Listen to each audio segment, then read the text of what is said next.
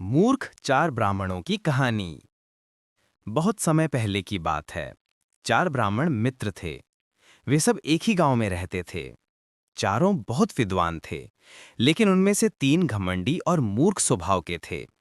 उन्हें अपनी विद्या पर बहुत घमंड था। चौथा ब्राह्मण सीधा सादा और व्यवहार कौशल था। एक दिन चारों ने सोचा कि हमें अपनी विद्या का उपयोग करके धन कमाना चाहिए। इस विचार से वे चारों एक नगर की ओर निकल पड़े। रास्ते में उन्हें जंगल से होकर गुजरना पड़ा। वहां उन्हें हड्डियों का ढेर मिला। तीनों विद्वान ब्राह्मणों ने अपनी विद्या दिखाने का निश्चय किया।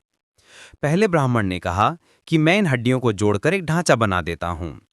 उसने मंत्र पढ़ा और हड्डियां जुड़कर शेर का कंकाल बन गईं। दूसरे ब्राह्मण ने कहा, अब मैं इसमें मांस और खाल चढ़ा देता हूं। उसने अपनी विद्या से शेर का शरीर बना दिया।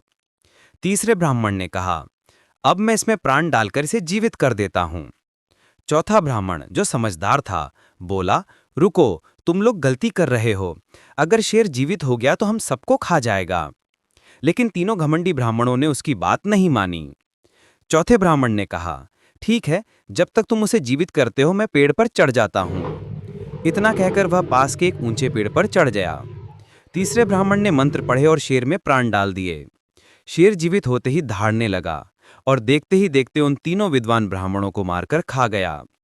पेड़ पर बैठा चौथा ब्राह्मण बच गया और सुरक्षित अपने गांव लौट आया।